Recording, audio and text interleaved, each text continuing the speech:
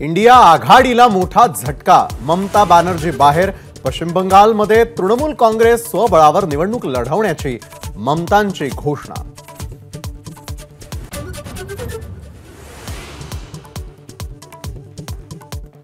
शरद पवारांचे आशीर्वाद घेऊन आमदार रोहित पवार चौकशीसाठी ईडी कार्यालयात। सुप्रिया सुळेंची ईडी कार्यालयाच्या दरवाजापर्यंत सोबत 3 तासांपासून चौकशी सुरू।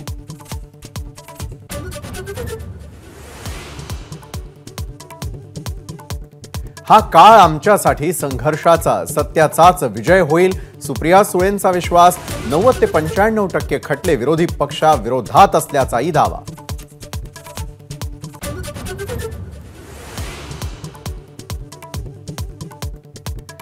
रोहित पवारांच्या ईडी चौकशीच्या निषेधार्थ राष्ट्रवादी कार्यालयाबाहेर जोरदार घोषणाबाजी, कार्यकर्त्यांकडून ईडीचा निषेध।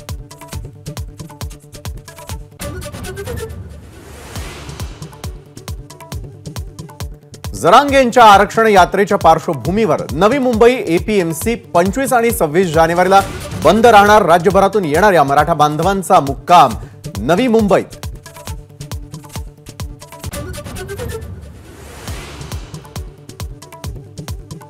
मनोज जरांगेंच्या मराठा आरक्षण यात्रेचा आज 5वा दिवस।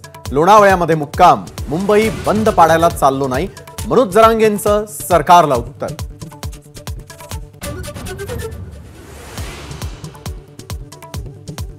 मराठा कुटुंबांच्या सर्वेक्षणाचा दुसरा दिवस। अनेक ठिकाणी ॲपमध्ये तांत्रिक अडचणी, तर 31 जानेवारीपर्यंत सर्वेक्षण पूर्ण करण्याची मागासवर्ग आयोगाची सूचना।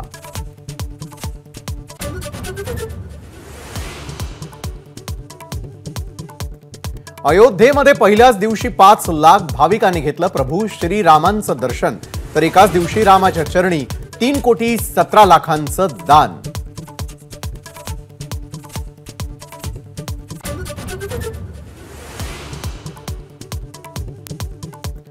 राहुल गांधी यांच्या भारत जोडो न्याय यात्रेचा आज 11वा दिवस।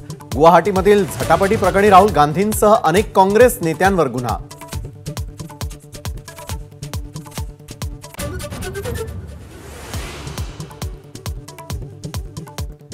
भाजपसाठी भारतरत्न सन्मान हा निवडणुकीचा विषय। सावरकरांना भारतरत्न देण्यापासून भाजप पळ काढत असल्याचा राऊतांचा आरोप।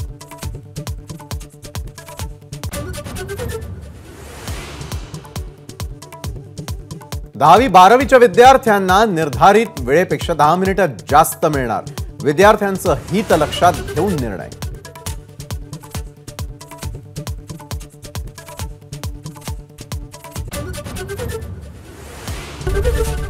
एबीपी माझा, उघडा डोळे बघा नीट।